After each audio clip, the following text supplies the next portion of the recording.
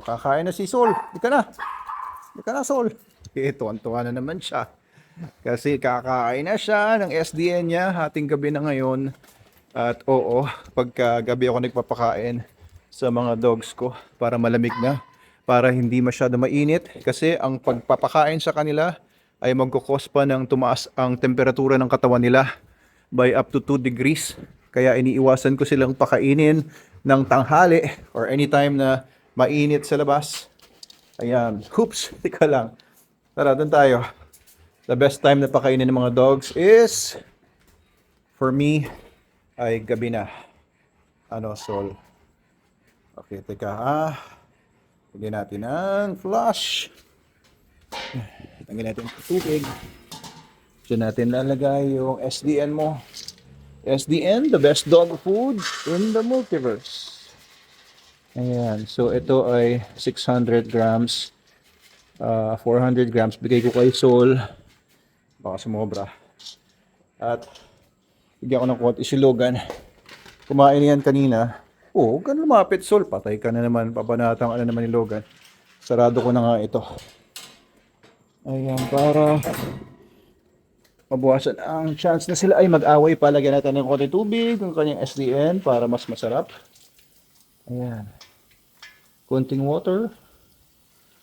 Ayan, mas ginaganahan siya pagka may water ang SDN niya. Kasi si Logan ay nandito.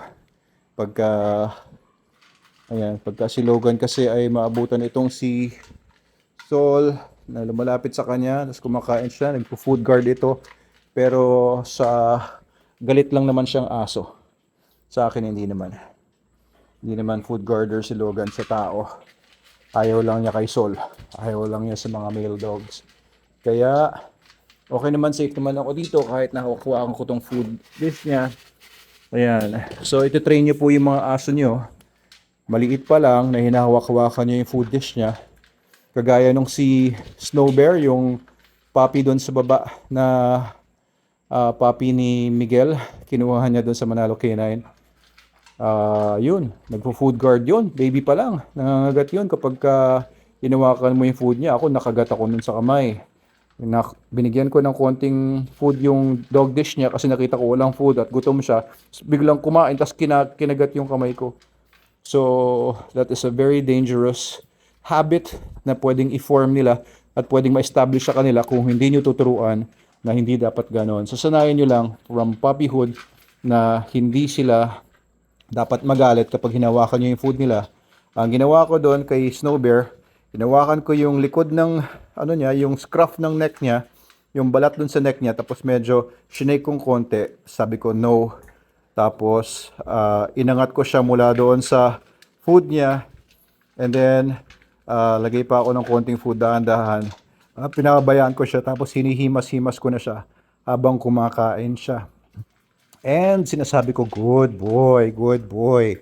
Ayan, tapos pag hinihimas-himas niya yung puppy, habang kumakain siya na ganyan, ay masasanay yung puppy na okay lang naman pala hawakan siya. Hindi siya mauubusan porque meron ng humahawak sa kanya. At hindi na niya ma-form yung food guarding, which is a very dangerous habit.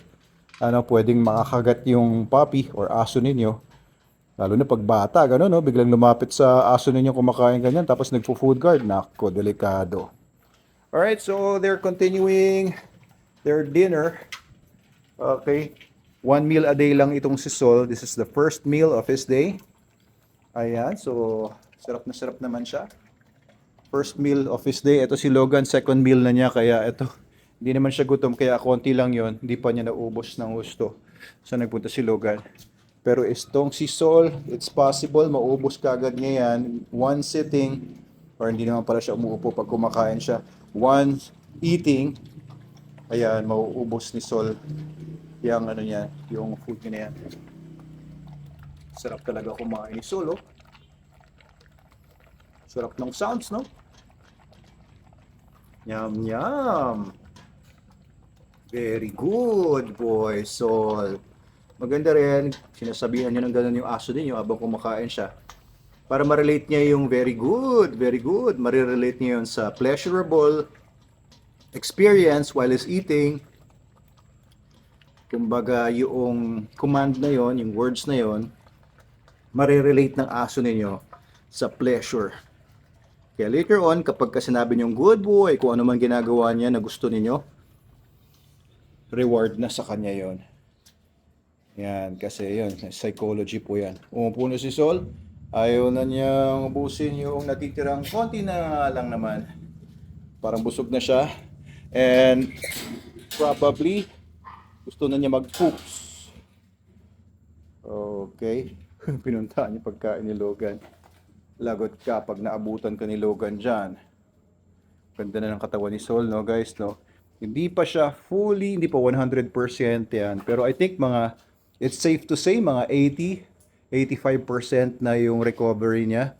For his age, no? Kasi 11 months old pa lang naman siya, magto 12. So, hindi pa naman natin siya inaasang maging parang mamang-mama na. Oops, pause muna. Ay, yun. Natapos din siya magwiwi. Inspection sa gate. Oh, saan ka pupunta? Pasyal-pasyal muna. Lakad-lakad muna dyan.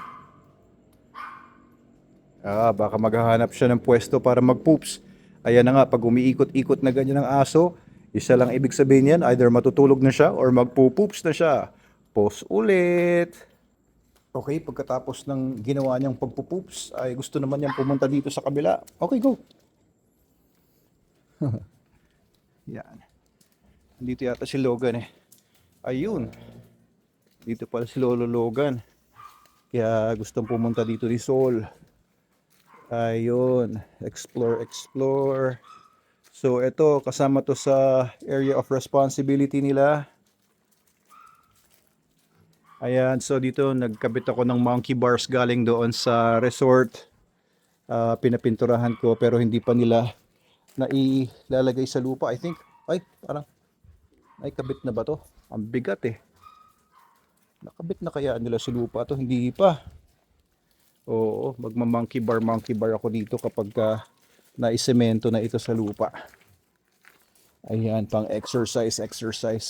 Gusto yata magpunta ni Logan dito ah. Halika, sige. Tayo dito sa kabila. Tinutulak na niya. Go. Come on, Sol. Okay. Gusto natin ng ilaw doon. Ano, Sol? Ano, dito ko na lang ulit. Dito ko na. Stay ka na dito. Halika. Gusto natin ilaw. Ano, Sol? Gusto ko ilaw dito.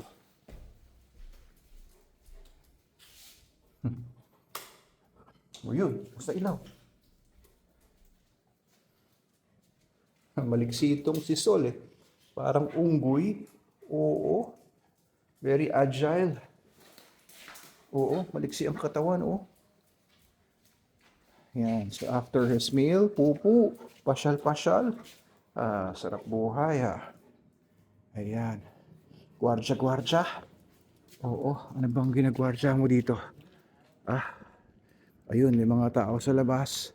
Ayun, inspection ni Sol. Tingnan ni Sol, tinatawag siya ng mga tao sa labas. Ayun, mga tao. Ayun, okay. Ayan. Nasa kaya si Logan. Logan! Ano, Logan? Ano nakita mo doon? Very good. May mga tao doon sa labas eh. Ha. Okay, guys. Ayun lang naman. Ayun, tikas ni Solo. So, ang gusto ko talaga, hindi na matakot si Sol pag punesto dito. Last time kasi punesto ko siya dito at parang lungkot na lungkot siya sa buhay niya. Parang iniwanan siya. Iwanan ko kaya kayo dalawa dito ngayon. Dalawa kayo dito. Samahan mo muna si Sol. Lagyan ko kayo ng tubig. Ito. Para may tubig kayo dito. Ano, Sol? Ito may water kayo.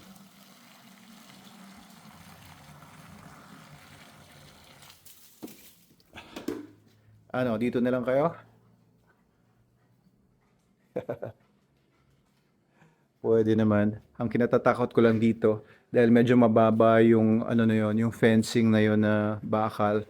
Tapos may mga tusok-tusok dito sa ibabaw, oh. Tingnan niyo.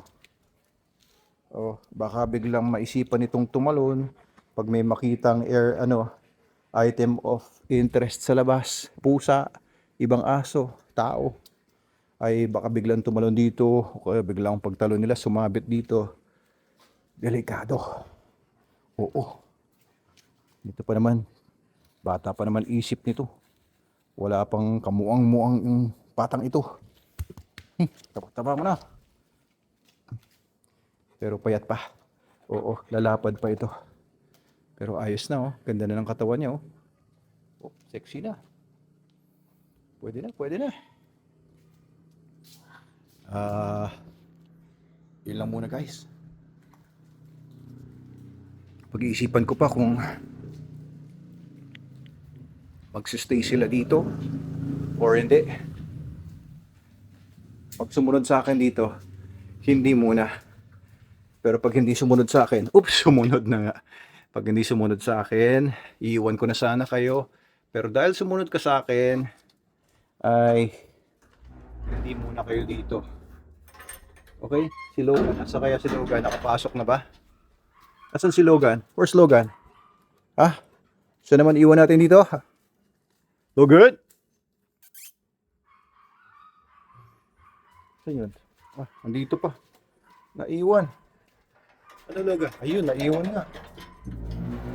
Pambihira. Ikaw naman may iwan namin dito. Sakali. Okay. Tara na. Pasok na tayo doon. Good night ka na sa mga fans mo. Sige na. Inside. Inside. Go. Ayun. Pumasok na si Logan doon mag-isa. Ikaw naman, Sol. Pasok. Hindi pa niya alam magbukas na mag-isa eh. Oh, dali. Inside. Dali, buksan mo. Ay, pambira. Hindi pa niya alam yung strategy sa pagbukas nitong pinto eh. Okay, go. Inside. Very good. Ano, Sol? Pumanik ka pa dyan. Pumasok ka na doon sa loob ng cage mo. Uy, tutulog ka na. Ito ka na. Pasok. Pasok ka na doon. Inside. Shh. Inside. Ano? Ayaw mo pa? Shh. Inside.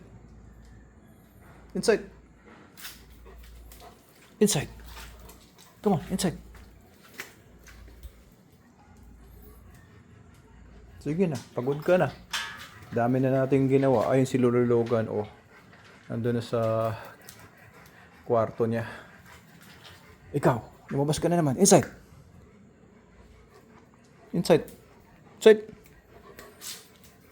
Ayaw pa. Shh. Inside, come on. Inside.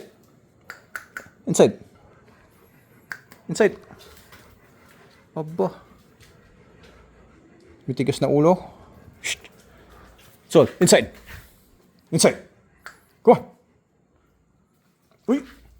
Inside. Come here. Inside.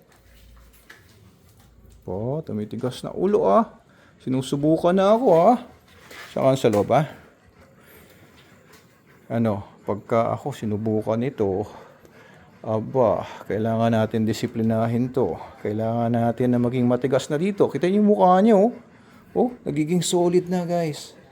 Oh, nakakapako na yung muscles niya dito, oh. Sumusolid na mukha mo. Kumakapal na mukha mo. Kaya ayaw mo na kagad sumunod. Kumakapal na mukha mo.